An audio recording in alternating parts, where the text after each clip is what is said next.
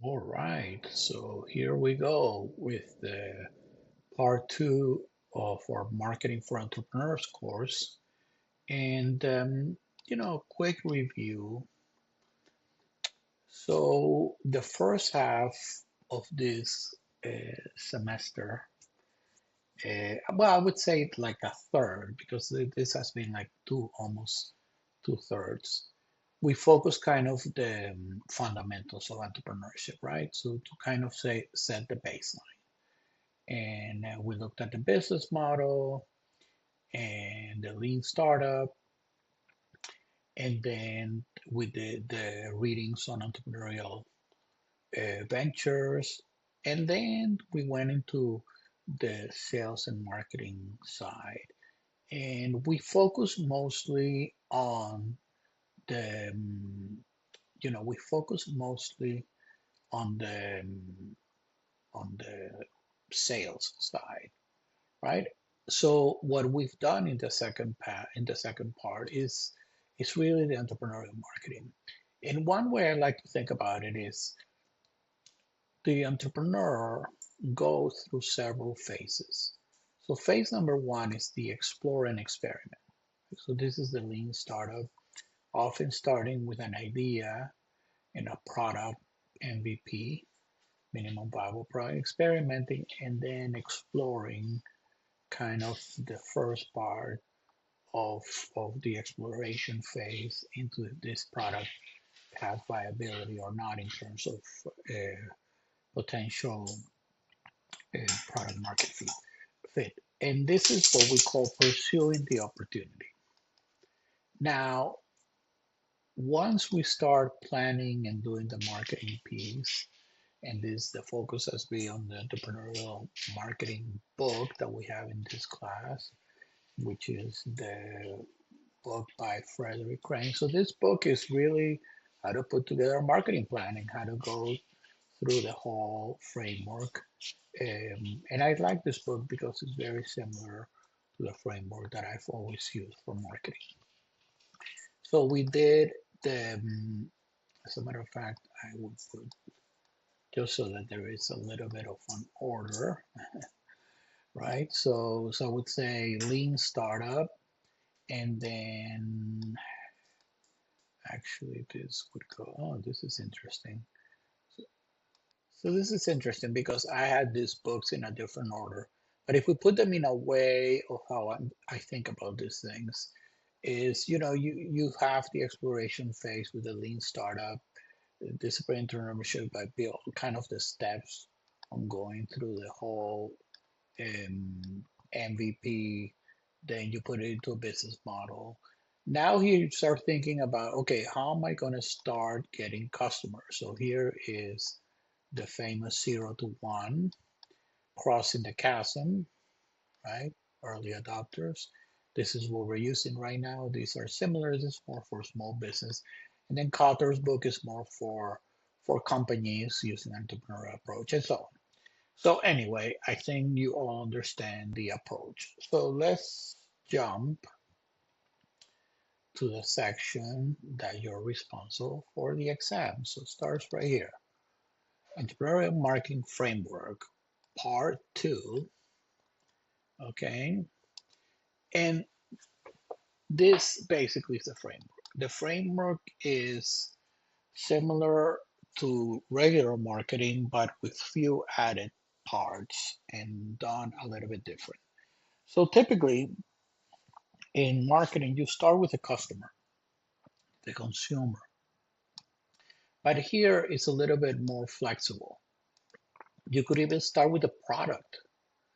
Okay, you start with a product that you develop and then you assess. And this product, by the way, is an MVP. And then you assess the context in the macro and industry factors and the opportunity. So the sequence, not as important because this is kind of iterative, right? We have to build, learn, measure from the lean startup. And then we kind of go through the voice of the customer and notice that this follows the chapters from our book, and it's pretty, there is some sequence, right? One, two, three, four. And then we look at the company, which is the core competencies, collaborators, then the strategy, which is STP, right? STP. And then our marketing mix, which is product branding, promotion, place, and pricing. But then we have an additional P, which is people. These are the people who are involved in all this. Now, sometimes, new books have like 8 Ps. I don't know. I think it makes it confusing. 4 Ps is the marketing mix. These three create value. This extracts value. Yes, we can incorporate people, and that's fine.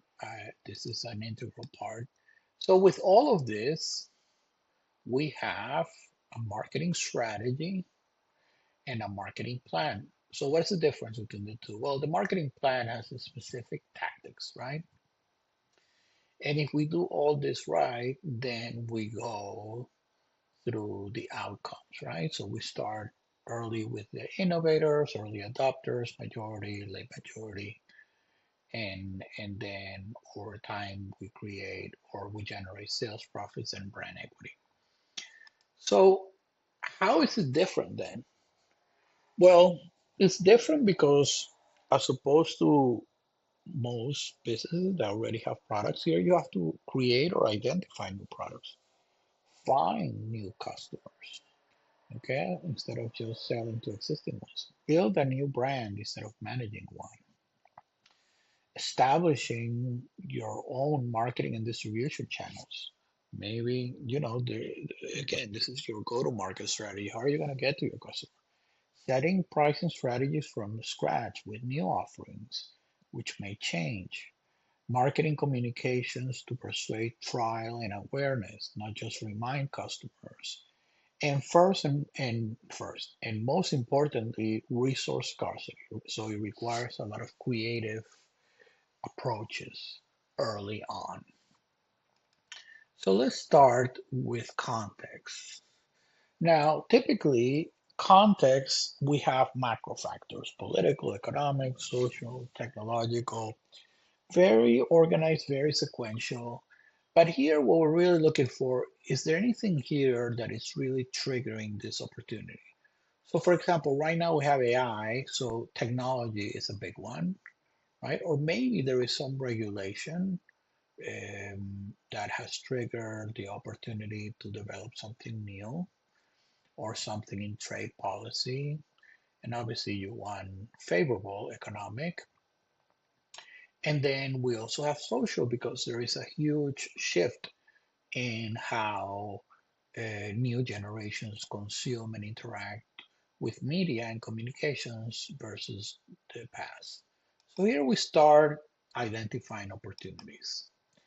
But then we really want to start calibrating, the size. So this is our famous total addressable market.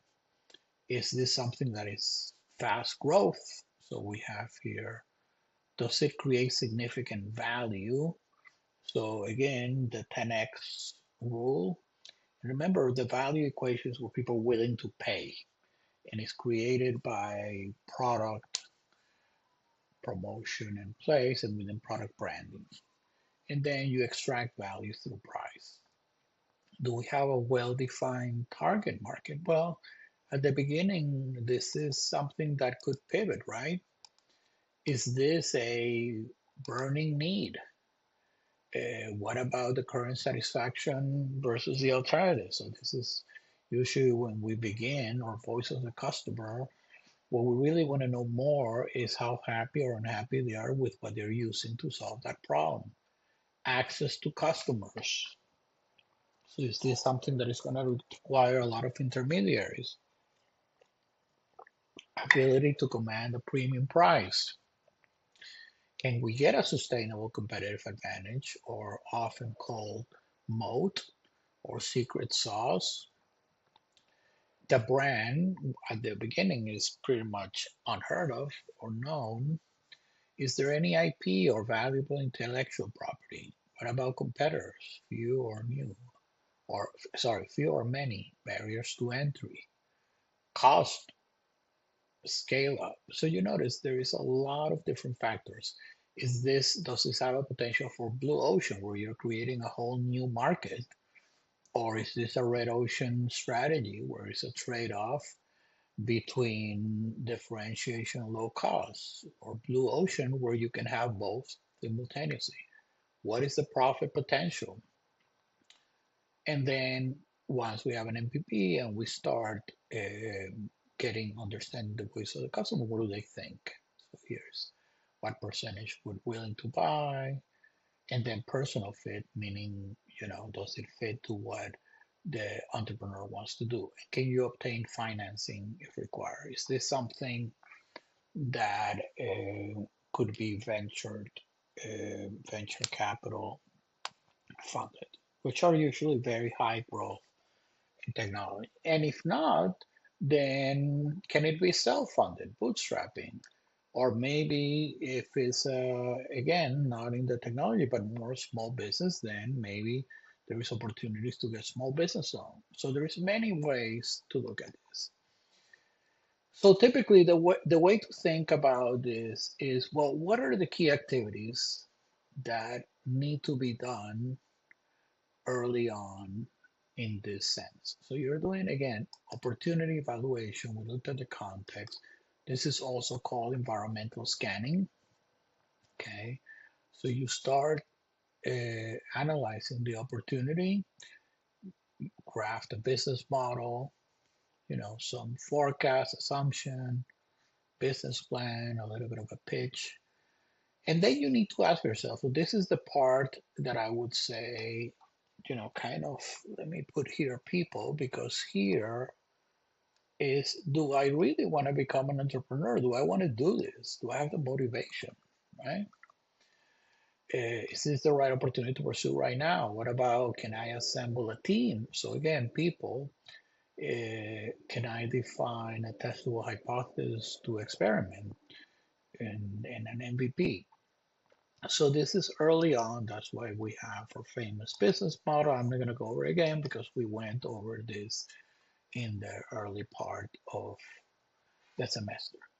But we put all this into a business model canvas so that it kind of summarizes. And remember, this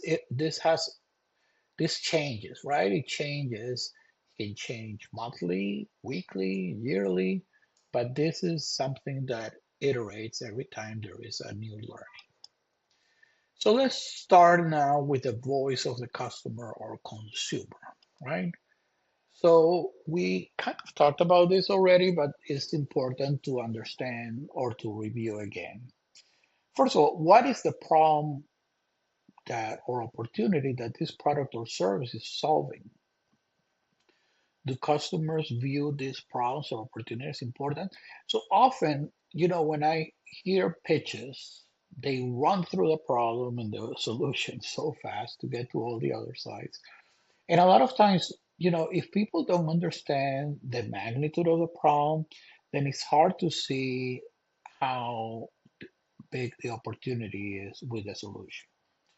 So the problem needs to be something big, important, okay? So there is a compelling need. So this is a key word, compelling need. So it's not just a need, it's compelling or burning need. If it's B2B, why should the business care about this problem? And B2B, again, is where the whole thing with the crossing the chasm becomes more relevant. So, interesting. Okay, talk about presentation skills. Okay, so let's, all right, same fonts. So we have product versus problem. So the venture sells the features of a product or service, and customers buy a solution to the problem. So this is important. Customers buy a solution. Okay, so they're looking for a benefit for them. Venture sells a product or a service, but what customers are looking for is a solution to a problem, something that will satisfy them better than what they're currently uses. And entrepreneurs need to think of pain points. So problems are called pain points because I love this term because it really describes that it needs to be a difficult problem that people are feeling it. What results do they need to address better than what is currently done? So this is again one of the issues that happens early on that you really need to understand what is it that they are using and why, if maybe they're not even unhappy with what they're using. So the combination of products, applications addressing the problem is what becomes an opportunity. So we need to sometimes go back to the basics. Are these needs functional, physiological, basic, STEAM? A lot of these things, when it comes to technology, may facilitate meeting a lot of these needs. The other thing is, remember, consumer behavior is influenced by many factors. So we have culture, subcultural, family, personal, psychological.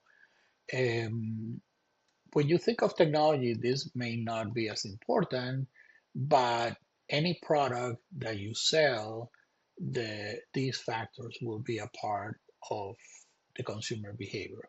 Now, if you're doing B2B, a little different.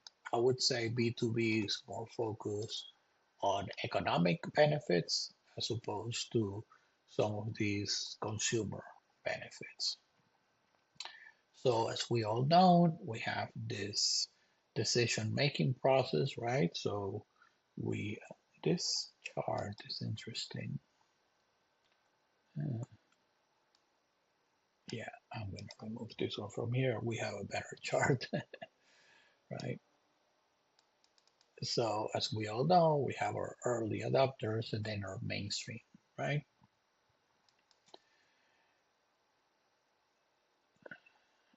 So in terms of the customer opportunity, first we talked about the market opportunity, but the customer opportunity is also, so notice these are really different. This is the market opportunity. Oh, this is interesting. They look very similar. Oh, okay.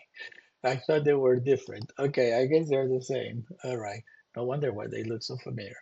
So different types of buying behavior. This actually is something that happens later on. But when there is few differences between brands, and high involvement products. So high involvement, think of it of price. You have this thing called dissonance, right? Now, what we want is significant differences between brands, okay? But again, if it's expensive, it's going to be a complex buying behavior. If it's inexpensive, then there is more of variety seeking behavior. And then a few differences will involve habitual. So typically startups are somewhere around here, right? Because if you're here, this is already existing. You really want to focus on something new. So where do we start? Well, you start with qualitative research. Qualitative is screening ideas through focus groups, interviews, but they are in depth not because they have these long surveys, but it's in depth because you are basically doing a lot of listening on how they use the product. Okay. So you have mail surveys, telephone surveys, personal interviews. I'm prefer personal interviews. Remember, the good thing is that now we have Zoom, so the telephone and this could be like merge, right? Mail surveys, online survey. I think that comes later on. At the beginning, you're really focused on in-depth understanding voice of the customer. But with any marketing research, you always need to start with what is your objective. And early on, as we know, is basically iterating the MVP. But once you already have a prototype and you're ready to go farther, then that's when you go more into the surveys, online surveys. And something that is used very often in entrepreneurship because and is A/B testing. So these are things you can do online where you can very quickly get the acceptance of one version versus the other. So this, in the case of entrepreneurs, this could be the initial splash page. If you remember, splash page is another term used for the original website. Splash page means it may not be fully functional. So focus groups, a lot of observation. So this is a video that shows people using the product. So when introducing a new product, one of the biggest issues, and actually this should be, let's see, this actually goes here. Because what happens is you have to fight this status quo. Because especially as we all know, this late. So in the early majority, remember we have some pragmatists that are willing to listen, early adopters, but then these become very, very difficult, right? So how do you fight that status quo? So the entrepreneur needs to be able to follow following questions. What changes must this potential customer make to adopt your product? So notice that it's the customer that must make the change, right? Is the problem big enough to justify the changes? And when I think about the customer is also, as we'll see in a moment, they have it's a lot easier not to change. You don't take any risks. Your job is safe. How can we quantify added benefits? What will they receive in return? So this is where if it's a cost saving or something that you can be measured in terms of sales or cost, it's easier to measure. So that way you can demonstrate the value of switching. So then you can do like a pilot early test in select number of stores, and then if your product works, then you're in business. Okay. So the buying decision process, again, the need, information, and this again, business to business go through all of these options. So maybe early on there is a testing, but then later they're going to be looking at all the alternatives before they make a purchase decision, and then the post-purchase behavior. So keep in mind there are a lot of participants, especially when you have B2B. You have the users, the influencers, the buyers, which sometimes is like accounting, the deciders, which could be like the CEO that has veto power, and very important, the gatekeeper, the one who lets you in or not. So competition, you have different type of competition. Some of them are direct.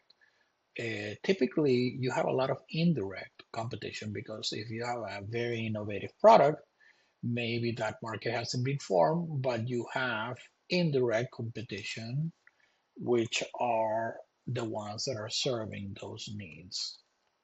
Okay. So here we get into what is the dynamic of the current industry.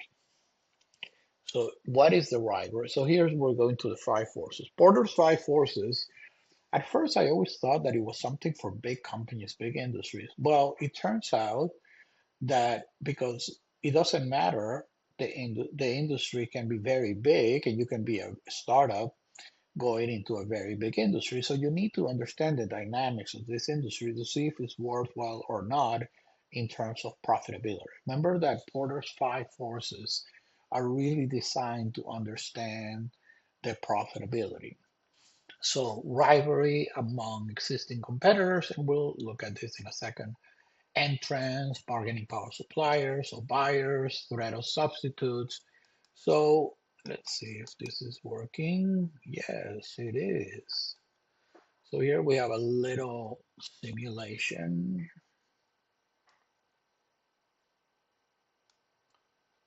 Okay, so here in our simulation, we can see if the bargaining power of suppliers is high, that would be a negative and profitability goes down. If the bargaining power of of buyers is high, that would be a negative. They have many choices. That would affect the profitability also in a negative way. So again, suppliers, right? Now here we're back to neutral, buyers, back to neutral. Substitutes, if there is a lot of substitutes, if the threat is high, okay? And then if there is a lot of new entrants. So here, let's say that is low. So you see this is good profitability. And then the rivalry among competitors. So if the rivalry is low, then there's good chance for profitability, or maybe it's neutral or positive. Sorry, or high. Sorry, not positive. I meant high rivalry, which would be negative. So profitability is way down. Okay. All right. So now we go into strengths and weaknesses, core competencies of the company. So remember, the company is the entrepreneur. And here's where we hear Ben Horowitz talking about um, basically having a technical co-founder in a business. And any way you look at it, it's all about creating a moat or a competitive advantage. So you need to look at your strengths and weaknesses. And then early on, it's you, the person. But then you need to start looking potentially all of these functions. So if your strength is innovation, great. How are you going to manage the supply chain? Are you going to outsource financial resources? The management at the beginning, maybe one or two people. Then later, you're going to have to recruit people. And then you look at your marketing, which we'll talk about in a second. All right. And then once you establish your strengths and weaknesses, then you go to the TOWs. The TOWs is the combination is, okay, if I have these strengths, how can I leverage those for opportunities? Or how can I defend versus potential threats? Or in terms of my weaknesses, how am I going to address those weaknesses, especially if there is an opportunity, but I can't take advantage of it because I have a weakness. So maybe I address that weakness first. So we did this example with the South Beach Cafe. So segmentation. Early on, what you need to do is the same way that you would do it if you had a big company. You need to look at all the segments. The difference will be in how you do the targeting, and we'll talk about that in a second. You need to assess the attractiveness of each segment, and then you need to define your value proposition, which is how are you going to position yourself. So here we have all the targeting strategies, but early on, startups basically have a concentrated or niche marketing targeting strategy. So you concentrate one segment, one niche, and typically the segmentation is behavioral because you're solving a problem. So it's really based on benefits. It doesn't mean that it cannot be geographic. So maybe you start in a specific city and maybe you go after a specific demographic, but typically the segmentation early on is benefits sought because this is the you're basically solving a problem. And so how do you assess the segments? Well, we kind of talked about that in terms of the five forces, but now that's an industry level. At the segment level, we're looking at the size, growth, and profitability. We talked about this also early on as part of the opportunity assessment. So actually let me see, this right here could be, it's probably better to put it after this slide. Okay, so this is more high level, competitor strength and weaknesses, resources, and then your company fit and core competencies and resources. And then you can go the next level, which is a lot more in depth. So I'm going to put market segment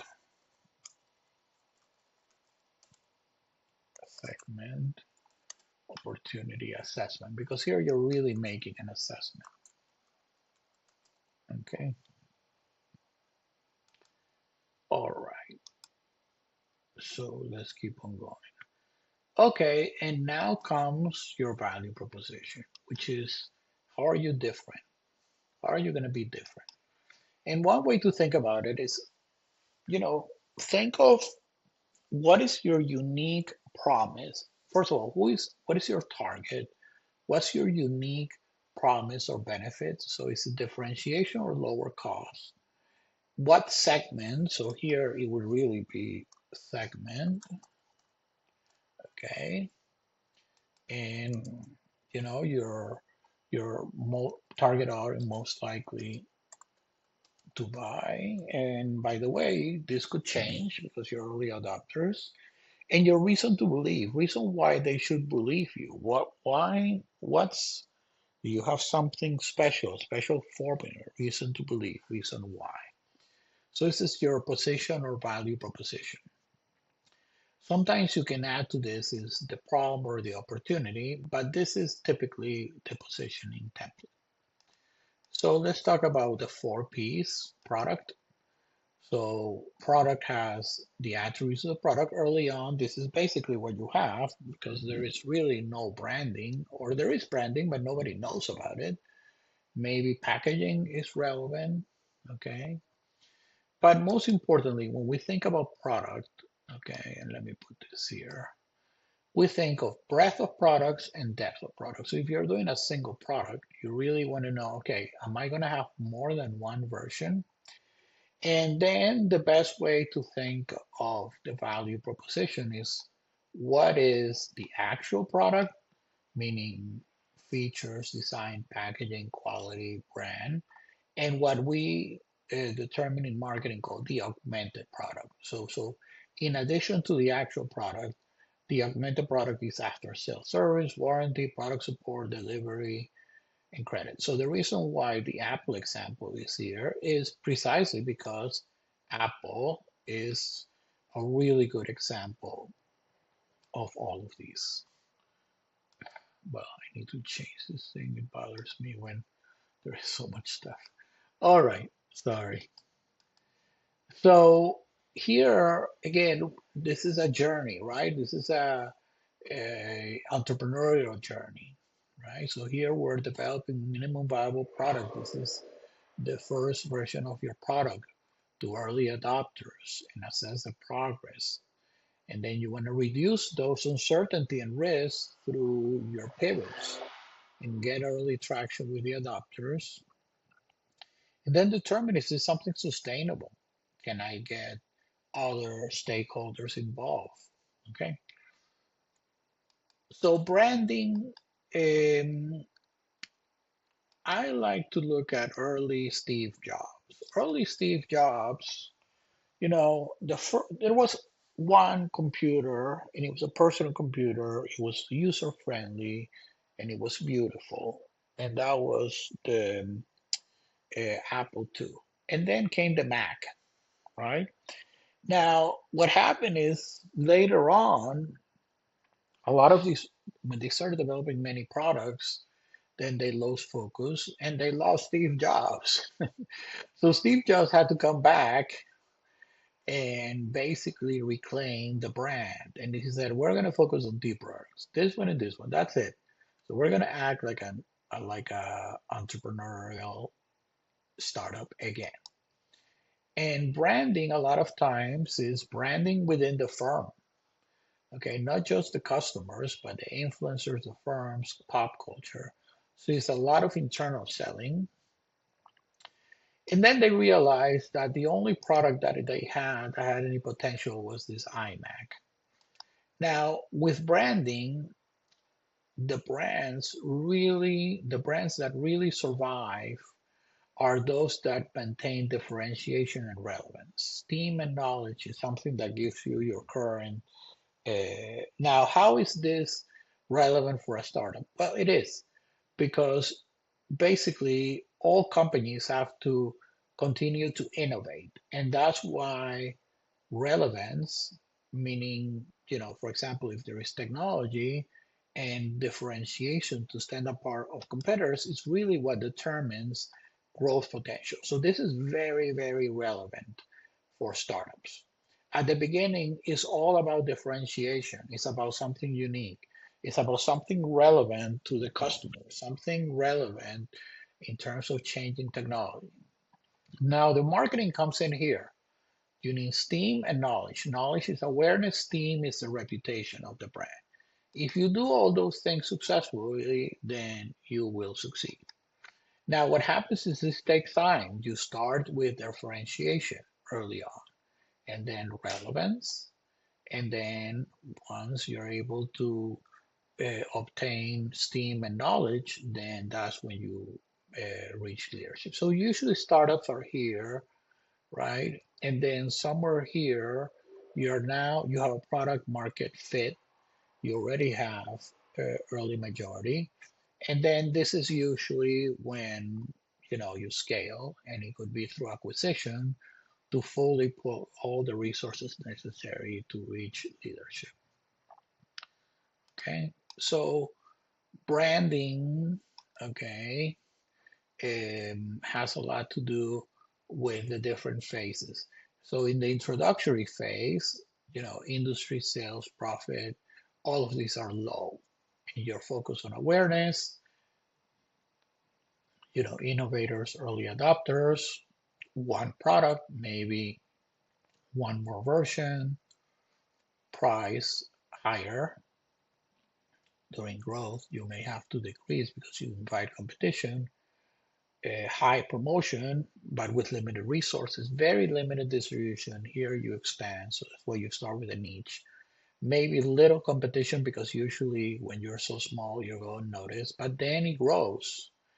And then these two, I don't even think that this one is necessary because, well, we'll leave it here. But obviously, we're focused here, right? Maturity and decline, that comes much later on. So this is right from your book. And I love it so much that I just copy and paste it because I really love here Crane's take on what an entrepreneur building and sustaining entrepreneurial brand. So think of brand names. So I like the fact that a good brand name, sometimes if it's really hard to remember or really has nothing to do with the product, then I throw some names that are like, let me just keep it simple. Airbnb, bed and breakfast, right? That's simple. Now, but you could argue Uber was very complicated and it worked. Amazon. By the way, Facebook was the name already that Harvard was using. Face match Facebook, okay? Then focus on the benefits, but be gone. So this is a good way to think about the name. The name should be distinctive and convey something positive. Again, this is Crane's um, take on this. The name should fit the company and product image. The name should have no legal or regulatory. So you want to be able to trademark your name. And most important, this sounds like minor thing, but you want to be able to buy the domain and hopefully .com and not dot maybe .net, but then all the others easy to pronounce, big pens, emotional appeal, easy to translate in flooring. The name should have enough flex, not to constrain the growth. So meaning, you can expand. So, you had Starbucks coffee, now it's Starbucks. So here, this video, I'm not gonna play it now, but it's one of my favorite videos, the introduction of the iPhone. Because even though your Apple had a lot of resources, the whole way of how the iPhone was invented, again, was trying to solve a problem. What happens is early on, people thought that the problem it was trying to solve was the keyboard. The keyboard was not the problem. The problem is that the keyboard limited you to adding a lot of apps. And the reason why the iPhone is was so successful is because of the ability to add a lot of apps. And later on, when a lot of other phones basically copied it, then, is the whole Apple ecosystem. Okay, so now let's talk about promotion. So promotion is all these things: advertising, digital marketing, sorry, direct marketing, digital, sales promotion, publicity, public relations. So let's talk about the ones that are very relevant early on for entrepreneurship. Publicity and public relations. We saw how lucky you could say was in the Zipcar, right? Somebody wrote an article and huge break. So public relations, people write about you. Then you have also referrals. Um, so digital influencers is huge. Direct email. Email is inexpensive, right? Personal selling. So entrepreneur, we talked about this the first half of the semester. Sales, sales, sales. Advertising, again, the traditional advertising is a little bit more difficult. So advertising means paid. So paid. So here you have all the different things. And the hierarchy of effects when it comes to communications is awareness and knowledge. Now, this part for startup is hard because it takes a lot of resources. Liking and preference, so this is the middle, and then actually giving people conviction. So let's go through some fundamentals. I don't want to spend a lot of time here. I'm just going to talk about how, for startups is very important. So startups start with own media. You need a website, you need your mobile, you need social media to generate organic results. So this is not paid results. Earned media, mentions, share, repost, reviews. This is the focus of startups, right? And later on, as we heard from Sam Alman, maybe some paid. But don't start here because you have very limited resources. This comes later on. So why digital? Well, because it's less expensive. And that's why all marketing is changing to digital. So you can start with kind of who is this early adopter persona or niche, and you can target it very effectively with digital marketing. Now, remember, you are in the top of the funnel early on. Nobody knows you. Top of the funnel is you need to capture interest and attention. But very quick, once you start generating those leads, you need to take them from leads to becoming a qualified customer and then closing the sale, which is the bottom of the funnel. I'm not going to take time now to explain how the internet works. Just know that the search engine is continuously crawling through this called spider through all of the pages. And the rankings are based on relevance, popularity, and behavior. Relevance is the keywords. Popularity has to do with authority scores. With early on, you're not going to have any authority score because nobody knows you. But if you have other websites with high authority scores, linking about your website. So this is why referrals is so important. That will increase its visibility. And then user behavior, which has to do if people are searching for your type of product. So this is in summary. So niche expertise, key, right? And well, backlinks, keywords, that's going to be tough. So you have internal inbound links, internal links. Internal links is the ones within your homepage. At the beginning, you probably don't have that many because it should be very simple, straightforward. But if you have an e-commerce website, then you may have several different pages for different versions. Inbound or external is when other websites talk about you, and outbound is when you talk about them. And we already talked about the importance of each page. So one way to think of authority score is imagine a mega influencer tags you, right? If they tag you, then everyone's going to know you. Small business entrepreneur can become a huge success overnight if you have a mega influencer that helps you. So in terms of the user experience of your Splash or website, here are the guidelines. And if you have checkout, you want it to be simple with a guest feature. So one of the great things about TikTok Shop that it works so beautifully now with Apple Pay is that you can achieve a lot of this without having a very complicated website.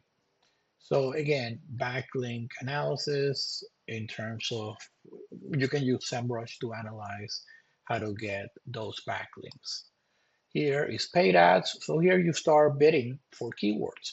Now there may be some keywords you want to bid, and I'll show you in a second. So you have shopping ads. So the ones that you may want to bid is very specific to what you offer. Remember that the model is pay per click. So you're going to pay only if they click. Now you want to make sure that they click on something that you have a high probability of conversion because that's your niche and that you can do better than anybody else. Local business rules. So this is key. Every small business entrepreneur should have a Google profile, Google Map profile. So these are local business results. And you don't need a physical location for that. Here are shopping ads, display ads, so these are pop-up ads. But these you may want to consider if somebody already visited your page. So you have to set up in your page with a pixel cookies. And once people go to your website, then you can retarget or remarket them. Why people go on social media, promotions, products, but also notice number two, buy products, buy new products. So here we have two slides that I think are very important because here you start determining which social media platform makes sense for you. And I'm actually, let me flip it. So here you look at the industries. So you look which industry are you in. So let's say you are in healthcare. Well, Facebook's super important, Pinterest, but then LinkedIn, no, YouTube, no, Snap, no. And if you're in retail, Facebook, Instagram, Pinterest. So this is first. And then in terms of pros and cons, well, first of all, here are the demographics. LinkedIn, super important if you're targeting professionals, so B2B, okay? And then here are the strategies and then some of the cons. So even though TikTok is really good to get influencers and become viral, not so good for relationship building. The other thing is if you're B2B, be careful with TikTok because they may not take you serious. So tagging, again, the way to get visibility is tagging and hashtagging because that's how you get found. Here are some of the metrics. What's important is the engagement rate. So you want people who find you in social media to have a high engagement rate. That means likes, comments, shares. Shares is the big one. And then the rate is divided by impressions or views.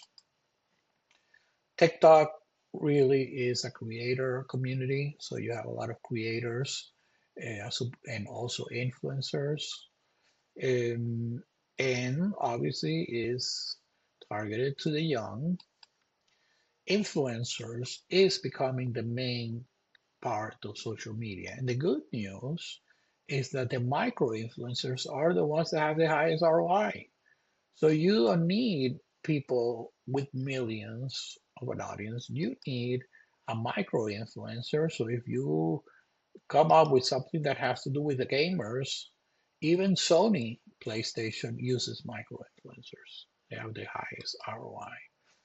There is also many types of promotions. If you're going to be sold through a retailer, you may have to do slotting to get in the store and then, push strategies. So push strategies, one that is very relevant for startups is trade shows, right? So you want to be in trade shows so people even know you exist. And then maybe a pilot or a test in some stores. And you may have to do all this through distributors, or you can do pull strategies where you give coupons or samples directly to a consumer. You go skip the whole intermediary. Okay, so let's Place is what is your distribution? How are you going to get your product to your final customer? Well, if you are doing some sort of manufacturing, you may have to do some outsourcing, maybe in another country. And then downstream, then which is the outbound sales, marketing, outbound logistics, then you may have to go through brokers or intermediaries. Even if you sell online, Amazon, for example, is almost considered an intermediary because you're paying them some sort of commission to be in their marketplace. Um, I'm including this because brokers is the way you get into physical big retailers at Walmart. So here is Acosta, or you can go Amazon's route. Remember, Amazon became very successful by being very customer or consumer centric. So let's talk about price. Price is important. This is the most important thing early on because you really, under normal circumstances, you have to go higher than your cost of goods sold or your variable cost, unless you know this variable cost is going to go way down. So this is tricky. So you want to go higher, and the problem is your price should usually be below your perceived value, and because nobody knows you, okay, the perceived value may be very low. But then again, since you have little competition, maybe you can go with a higher price. So price also includes what type of allowances, payments, credits. So we basically have these strategies. And typically startups in technology come in at what is called a premium pricing. So you're coming at a high price. Okay, low cost typically is tricky because if you're low cost, then somebody may come lower. Psychology pricing is this 1999, 99.99. The two strategies that are really important that you have to decide is, am I going to have a penetration pricing strategy? So what that means is you come in at a low price. And with technology early on, you have like a freemium. You may have a free version and then a more advanced version, two or three different points. Or maybe you come in at a high price because later on, this is skimming, you're going down. And then you have all sorts of promotional pricing, but this applies more for, you know, your traditional products, so products that are in supermarkets, but you may want to do early on some sort of volume incentive program. So if they buy in larger amounts, so we used to do this. So when we started in our media business, we did a lot of BOGOs, buy one, get one free.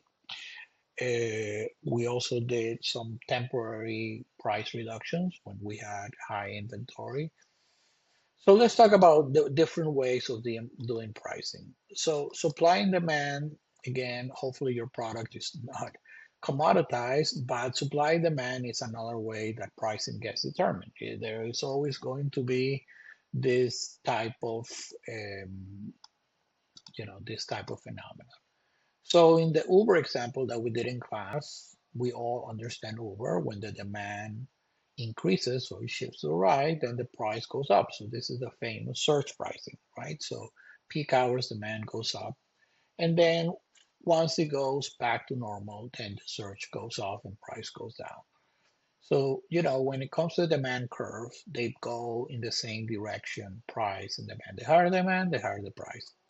Here's where it gets tricky. Supply is a little different. And the best way that I explain supply is to think of the pandemic. We all remember when there was shortage of like toilet paper and price skyrocketed. So they go in opposite directions. When supply is way down to the point that you have a shock, the price can shoot up tremendously. Once the supply went back up, then the price went down.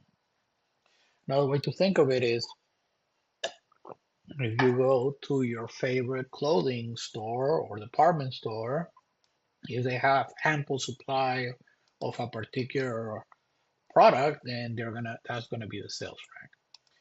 Now, you want your product early on to have what is called inelastic demand.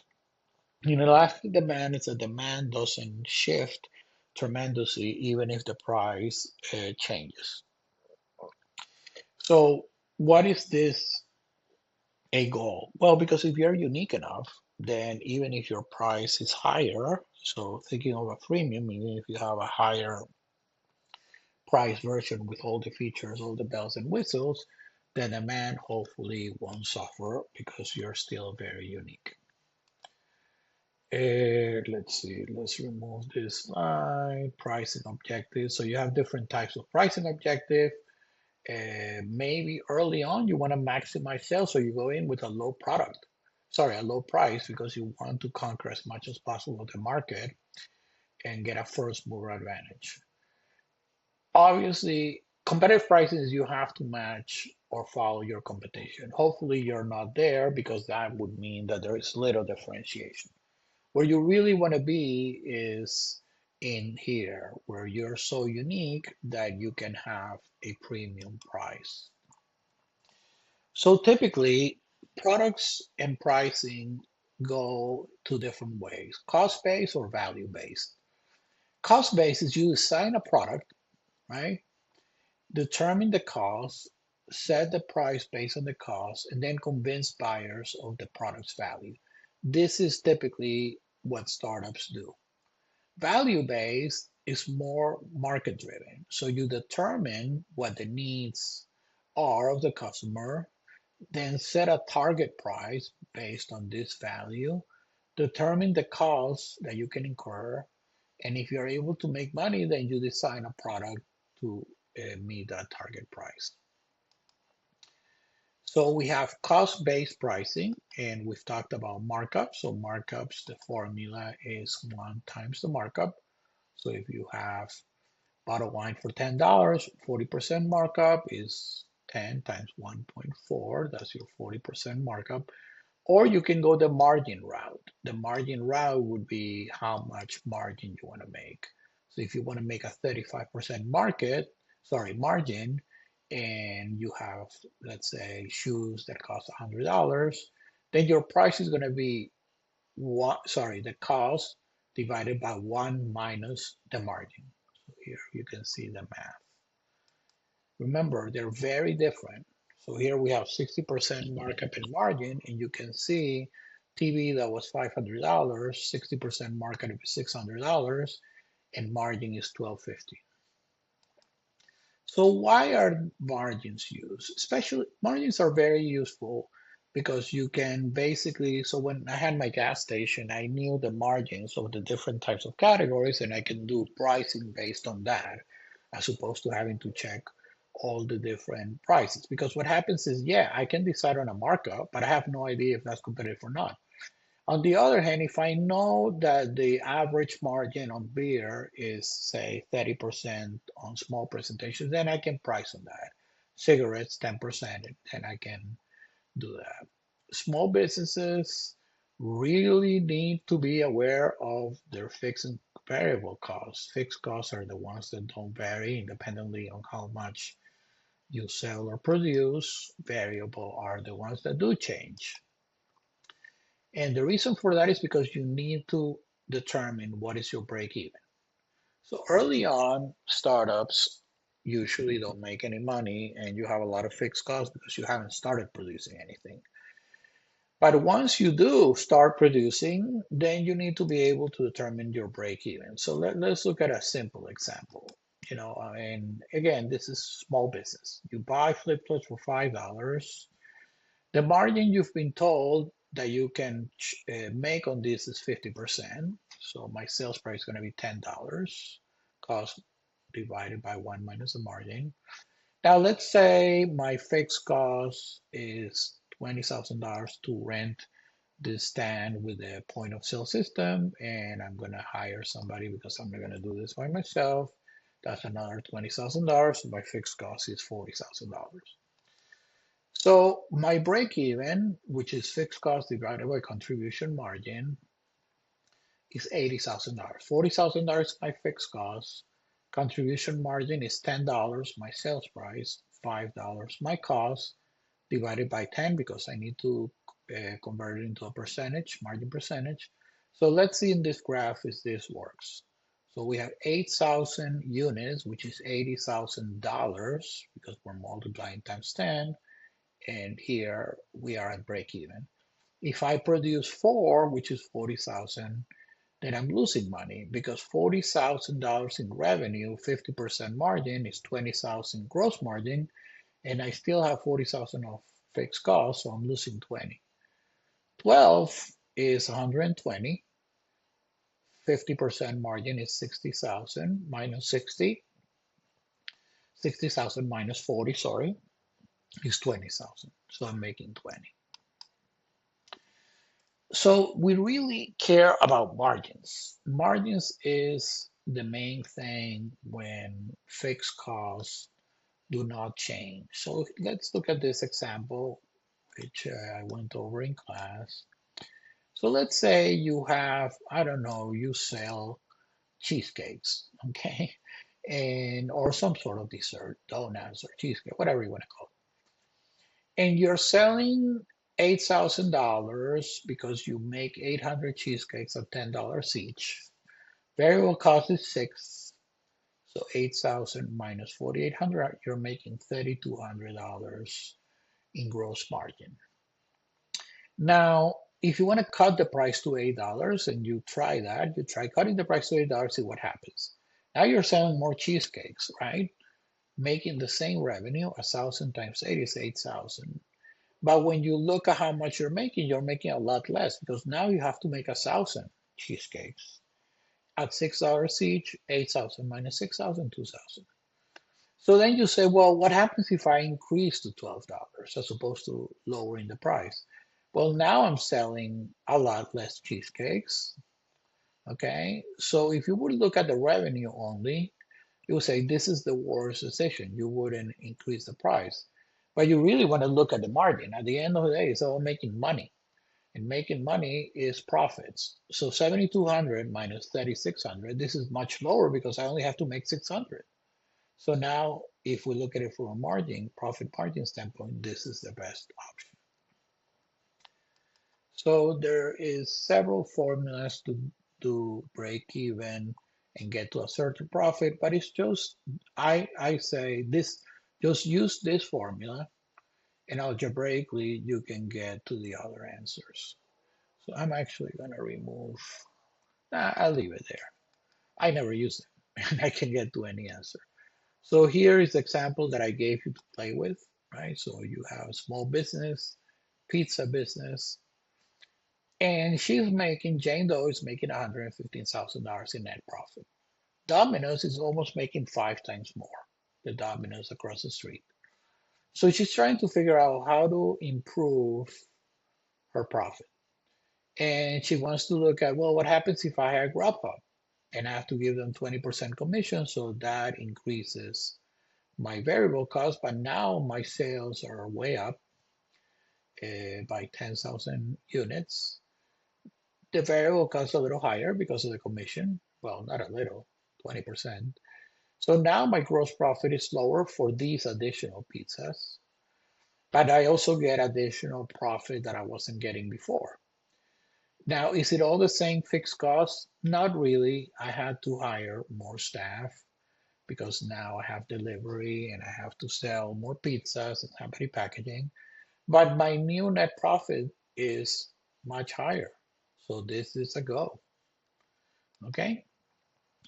So in thinking of transitioning to growth, this means you have achieved traction with early adopters, early mainstream customers. You have a growth strategy. And now the whole thing is price, volume, and how to improve margins. So I would say this slide actually is perfect for before the P on promotion and pricing. Again, all of these things they're basically going stages. You're doing different things depending on what stage you're in. And the stages are basically your early adopters, early majority, and late majority. And usually Once you get to the early majority, then that's usually when you can raise significant funding with VCs in the later stages. So early on is Series A, and then you go to B and C, and then maybe at some point you get acquired or become public.